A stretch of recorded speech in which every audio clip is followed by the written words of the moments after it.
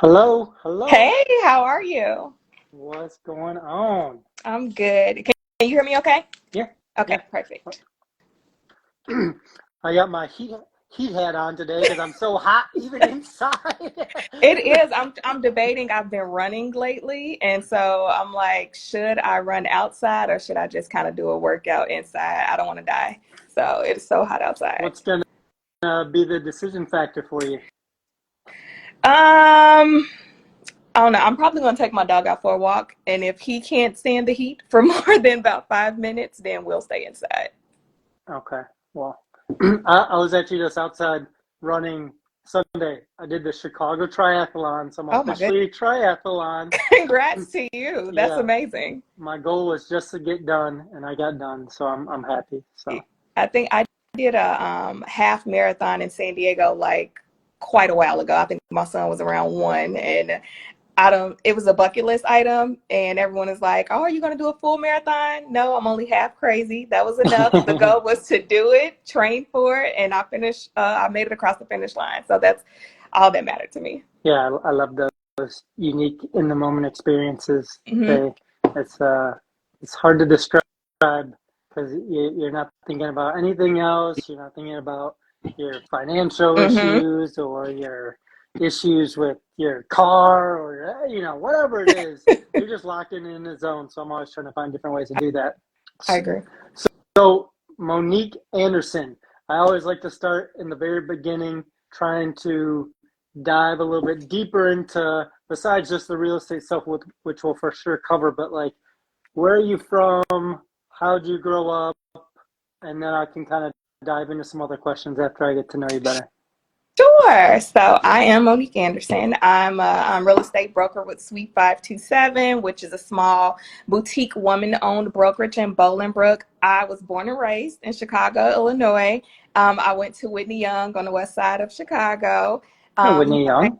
Same high school as Michelle Obama, so you're not saying I know her or anything. But so after Whitney Young, I went to a historically black university, Florida Agricultural and Mechanical University, which is FAMU. They're known for their infamous band that's played at Super Bowls and all type of other sporting events. After I graduated from FAMU in about 3 years with my Bachelor's of Science in Accounting, I moved to Charlotte, North Carolina, where I worked for Wells Fargo for a few years in the accounting department, and then I moved to Milwaukee, Wisconsin. I had a job there with the Kohl's headquarters there in Menominee Falls, Wisconsin. And then I received my MBA from University of Wisconsin in Milwaukee. And then after that, I had my son, and I wanted to be back home close to my mom so they could see my son more often. So I came back to Chicago. I had an accounting job with JP Morgan Chase for a few years. Then I left them and went over to Alight, which is up in Lincolnshire, another accounting role. Bought my first multi-unit in 2017, which kind of made me want to get into real estate. I've always wanted to be in real estate, but I kind of had like analysis paralysis because I like in 2013 I had joined like the Bigger Pockets community and just was doing all this research, but I was just so scared. And so in 2017 I kind of took that dive, but I wanted to know the all the ins and outs of real estate. So I was like, okay, I was a buyer in a transaction. Now I want to be on the other side so that I can learn a little bit more. Started out as a leasing agent and then got my broker's license in 2019. And then I left corporate America in 2021 to be a full-time broker. And now I'm striving to be an investor. So here we are today. Wow. Yeah, so you've been kind of all around the map like me. So you started in Chicago, Mm-hmm. went to Florida, Charlotte, Milwaukee, back to Yep. Chicago. Did Yep. I get it right? Yep. So I like to dive back into like those what I call like an inflection point in your life going through that Mm-hmm. time, especially like growing up, because I think, there's certain reasons that, different people are able to kind of like branch out and get outside of their comfort zone, their, usual little city that they stay in or big city that they stay in. You're able to like get out and move around. Is there some points like when you were growing up that kind of gave you the confidence to get out and move around a little bit? Well, I've always been the traveler, and I think because my mom didn't travel as much, she was a single mom and just working anytime she could to provide for me and my sister. She made sure that she gave us opportunities that we didn't, and so Mm-hmm. my aunt was one of the first people that went away to college in our family. And so when she went away, she went to Alabama A&M, which is a historically Black school as well, and then she made a life down there. So any opportunity that I had, spring breaks or summers, my mom would send me down there so that I can get out of Chicago and kind of see a little bit Oh, more. And then it was my aunt who actually took me on college tours to see. She's like, because my sister's 10 years older than me, and she's very much a homebody, and she uh-huh. wanted to stay. So my mom is like, one of you guys have to go. And so my aunt was like, I'll take her under my reins, and then we'll explore a little bit more. And then also in high school, there was a Spain trip, and I told my mom, like, I really wanted to go. And so she's like, I'll pay for half, you come up with the other half, and I'll go. And I ended up making it. And so I went to Spain, and that kind of kicked off my love for travel. I do try to get to 2 to 3 different countries a year, trying to explore. I Okay. try to expose my kids to different countries. So yeah, I think it started with my mom pushing me out there to get out of Chicago. Yeah. So did you to come up with that money to go to Spain? Were you Oh, working, or how'd you come up with so that? my friends call me the hustler of the year, but so I think around this time, Obama was in office, and Michelle Obama had the initiative for like healthy eating for kids and things of that. So Mm-hmm. in Whitney Young, they took all of the junk food out of the vending machine. So of course, we're high schoolers, Oh. we hated that. So I came up with the idea. It was like, it wasn't against the law, but I guess against school Sure. rules. And so I was like, well, let me try selling candy. The junk food that they took out, I'm just going to like sneak it in my backpack and see if people will buy it. So I had my sister take me to, it was a candy warehouse, like right off the Dan Ryan, I think on 76 or 73rd or something. And so I just started with like a box of chocolates. So like Twix and Snickers and things like that. And I was like, let's see if I can sell these. And so in high school, we had homeroom, and we all met in the lunchroom and things of that nature. We had different periods. And so I went to different lunch periods, and I was like, hey, anybody want to buy some chocolate? I sold out by like the second period. And so the next day I was like, okay, the chocolates work. So I was like, what about chips? And so of course everybody loves like the infamous Flamin' Hots or Hot Flamings, whatever you call them. And so I sold out because people knew that I was selling stuff now. So they would like meet me in the parking lot in my trunk. It was like, what you got now? I'm like, I only got chips, but sold all the chips out like before I even got in school. So then the next day I started with like, we call it penny candy, like Fruities and Chews. And so I started with those. And then by the end of the week, I had like a whole assortment. And then by the end of the month, I had friends that I would give them bags of candy, like book bags, so that they can take to their homerooms and their periods and sell out. And so I made the money to go to Spain and more on top of that. But, it's kind of hard because the security guards would see us and there's like, you're not supposed to sell. So we kind of have to keep it under the radar. But the goal was only to make the money for the trip. And once that was done, I stopped selling. So did you have the kind of understanding of like, okay, this candy bar costs 25 cents. If I buy it here, I'm gonna sell it for a Yep. dollar, right? And mark it up, and then you use those profits to go get more candy bars and chips and all of that stuff. Yep, because now that I had workers, I guess they didn't ask for anything. They were just my friends, but I also wanted to pay them to keep them happy because they would have more reach. They would have different class periods than me. So I wanted to sell out fast and sell more. And then that was another reason we went to the candy warehouse instead of, some regular store, because I knew I can get more in bulk for cheaper. And so again, accountant major, I've always been good with math and I've been good with numbers. And so all that made sense to me in my head. So I was able to, cover half of the trip that mom didn't cover plus spending money. So it was good. Oh, hey, that's the true ultimate entrepreneurial hustle in high school. Mm-hmm. Yeah, I love it. So your first entrepreneurial experience was hustling candy in the halls and out of your trunk. I would say that. I mean, previously, my cousin and I, we were always hustling. We would, in grade school, we would knock on neighbors' doors, try to like shovel snow or rake leaves or mow lawn just to make some money. So it started there, and then it kind of trickled down into high school. High school was the real numbers, though. Did you work in college? I did work my freshman year. We worked in the mall, but I didn't have a car, so it wasn't freshmen weren't allowed to have cars on campus. Mm-hmm. So that kind of limited me. But there was a bus route to the mall, so I worked at like McAllister's Deli my freshman year, and then after that, I worked at the Hilton Garden Inn at a hotel, and so I did work throughout college as well. Nice. So we covered jobs. We covered, I think, probably the two most impactful people in your life, maybe your mother and your aunt. Is there a third person that comes to mind? I would say my uncle and my granddad simultaneously because both of them owned real estate. Ah, My uncle actually started at like 19 and he passed away, but he passed his real estate over to his wife and his kids. They own like courtways on the east side. So those big like 20-unit buildings, he owns those. His wife kind of sold off a lot of his portfolio, but still has some. But that was the first person I told I wanted to be an investor. And I was like, I should get a partner. I don't want to take the risk. And he's like, do it by yourself. Do it alone. Like it has to make sense. And so, I mean, he was old school in his 70s, but seeing what he built from just 19 and him telling me how he would open up one account at a bank and leverage what was in that account as collateral to open up another account until he had enough money for the down payment, which we can't do now. But back in the day, just hearing his story really inspired me. And then my mom and my sister, we used to live in the property that my grandfather owned in Gage Park, right off like 63rd and Rockwell. So I would help my granddad like clean up around the property. I would go to him to collect rent, go with him to collect rent from the tenants. So just seeing those two and having an entrepreneurial spirit kind of inspired me to do my own journey.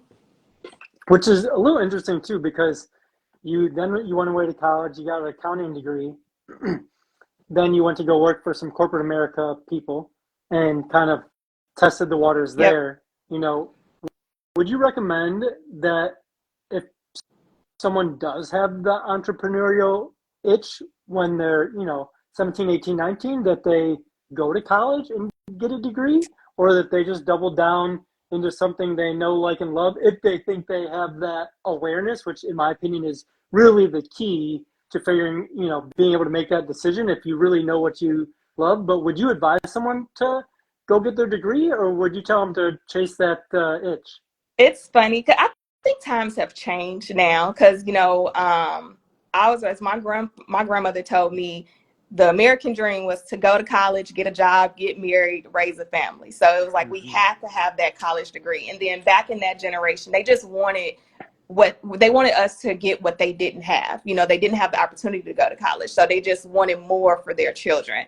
Um, and I have this conversation with my child's father all the time. I have an 11-year-old and I do want him to go to college. I do want him to at least experience college because I had a time in college. I had so much fun, but I know college isn't for everyone. So after that first year, if he can tell me he doesn't want to go, but provide me a business plan, what he Mm-hmm. wants to do, either military or some way, if you have this idea, because I want to be able to fund my children's business plans as well. Like if it's legit, I will help you work the numbers and everything, even if they started in high school like I did. If it's something they really want to do and they're passionate about it, I will help them with it, but I do want them to at least experience college because a lot of people will say, well, college isn't for me. It isn't everybody. But how do you know? You haven't been. You don't know what it's like yet. And I do think you will have a lot of independence in college because you don't have your parents waking you up and telling you to go to school. So that's why a lot of people fail. I went to college on a scholarship. My freshman year, I lost that scholarship my first semester because I was partying, I was getting the hang of things, and then after that, when I realized like, okay, now me and my mom have to pay this tuition ourselves.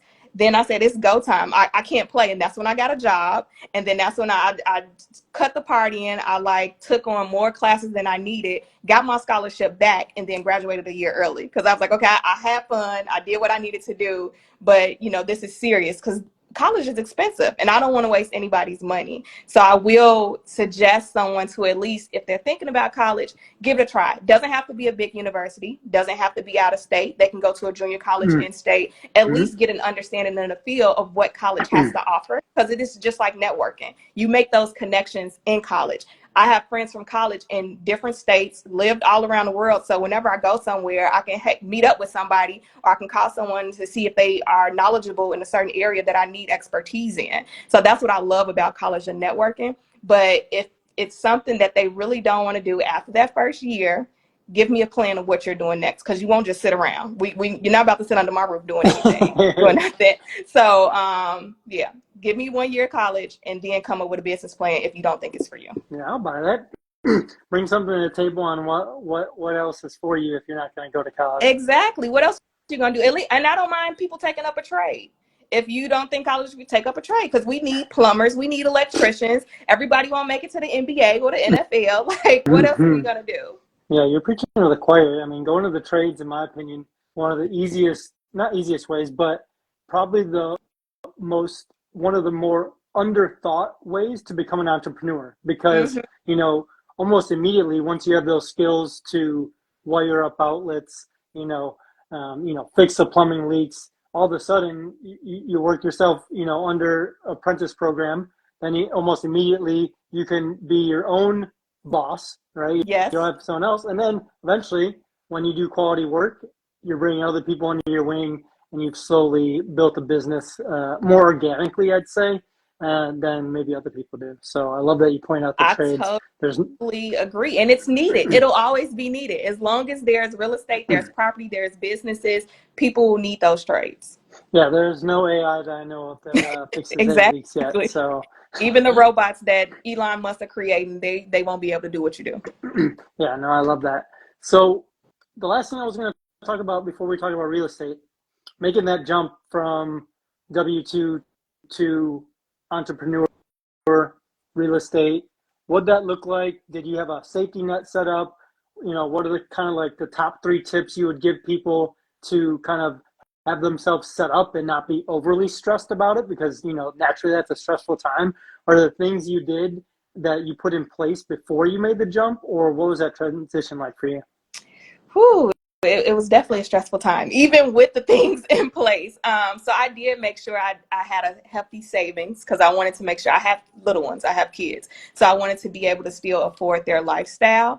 And then I also went on like another business venture. I got a car for Turo. And so I'm like, okay, I need, more income streams coming in just to make sure. So I tested the Turo route out first before actually quitting. And then I wanted to make sure, because I have an extensive resume. So I was like, okay, if this doesn't work, I needed a backup plan.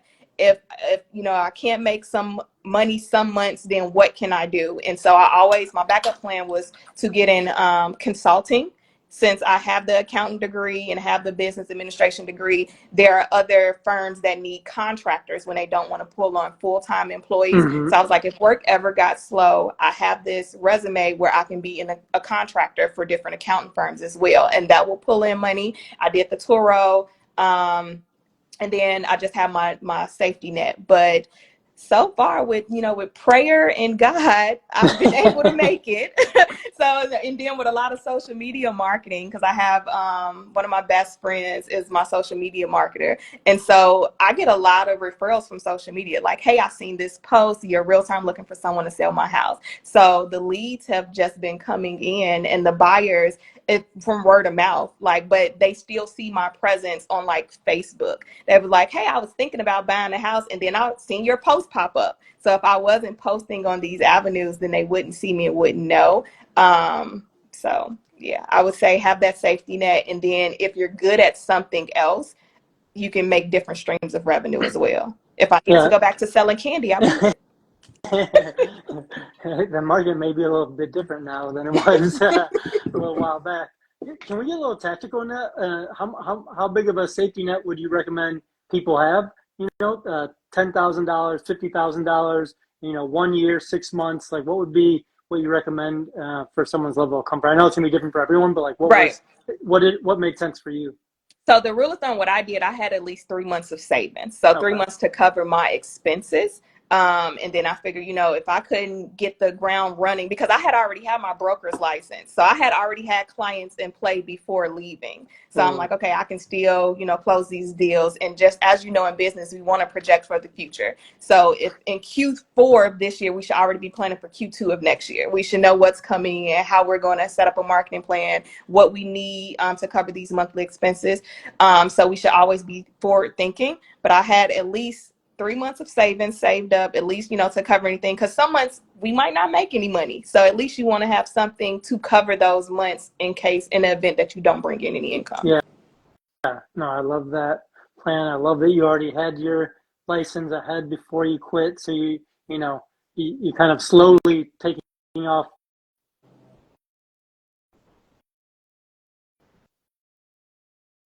set up already. Hmm. And that way you kind of already have some air under your plane wings before you jump off.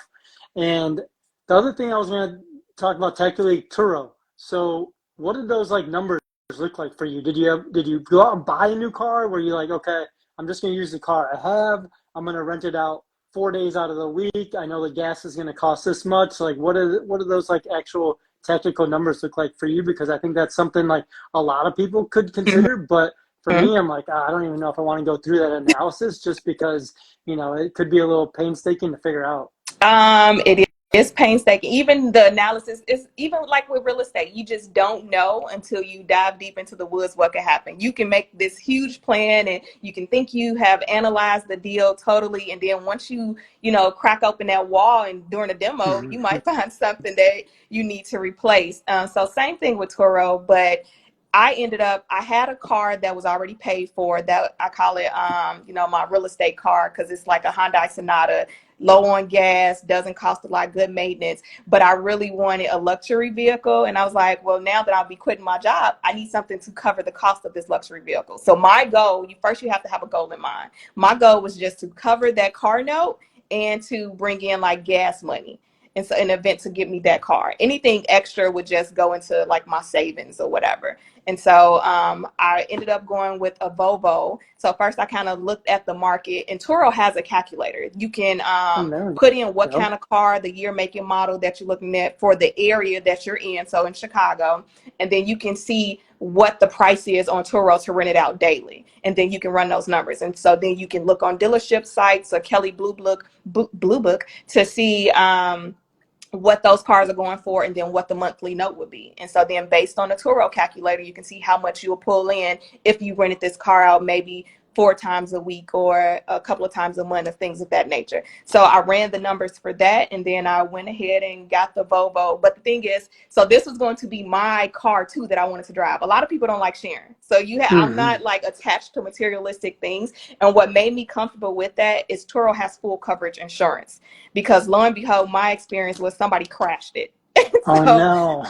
luckily, they crashed it, but Turo covered the whole thing, and that's why I would still do Turo. It took a while to get it fixed, and it was Sure. down, but Turo covered everything. They paid the dealership, they paid the mechanic shop immediately, and everything was handled, and then it was back on the road. So the only downside I would say, Turo does not vet their clients. Like, you can be a driver using somebody else's credit card. I don't think that should happen.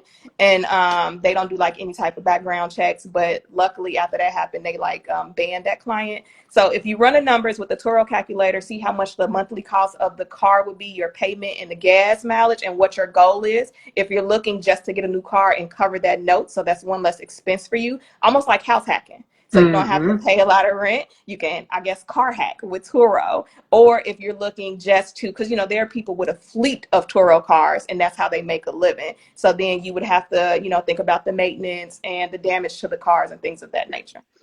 Man, I'll buy that. So, top three tips for leaving your W-2 and going out into the entrepreneurial world. Start your side hustle of what you're doing before you jump in. Have a Yep. savings net of 3 months and see if there's any other streams of income you can make while you're slowly taking off in the new entrepreneurial plane, I right? agree. I agree. Beautiful. So, um, Sweet 527 is with actually my amazing, beautiful friend, Sherry Jordan. Yes. So, tell me, is there any particular reason why you joined up with them and some key advantages to working with you and them? So first and foremost, I love Sherry. She's actually a family friend. But prior to, I was with a bigger brokerage, and these bigger names, it's almost like these different colleges and universities. You're just a number. You don't really get a lot of one-on-one attention. You really, there are multiple managing brokers. They're busy running their businesses, so it's hard to get on their calendars.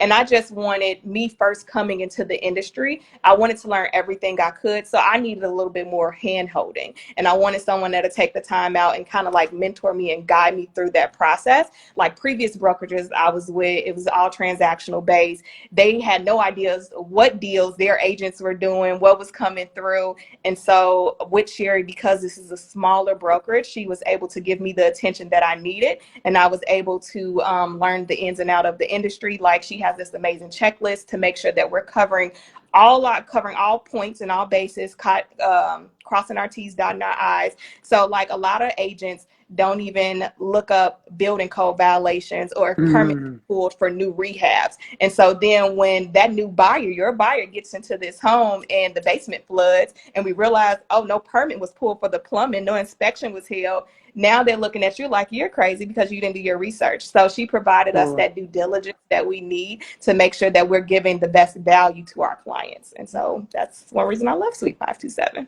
Yeah, that might be one of the best tips I've heard someone give. You know, Google those, or not Google, but you can go on the City of Chicago's website for the violations and permits and see what's pulled, see if there's any open violations. And yeah, like that's going to make you look like a genius as a realtor, because yeah, you're the first person I've come across that, you know, actually suggested that. So genius idea. I'm going to close with a couple questions for you to fill in the blank, just because I haven't done this in a while. Okay. If you had $1 million, oh, Lord, what would you do with it? I would probably buy real estate. That's it. My goal is to, I completed my first flip this year. Congrats. Thank you. It was, you know, I went in thinking I knew everything, realized I didn't know anything. And so it was definitely a learning experience, and I'm looking to do more. So I would use that $1 million to invest back into real estate. Ooh, I love it. If you could create one law that everyone had to follow, what would it be? Oh, Lord.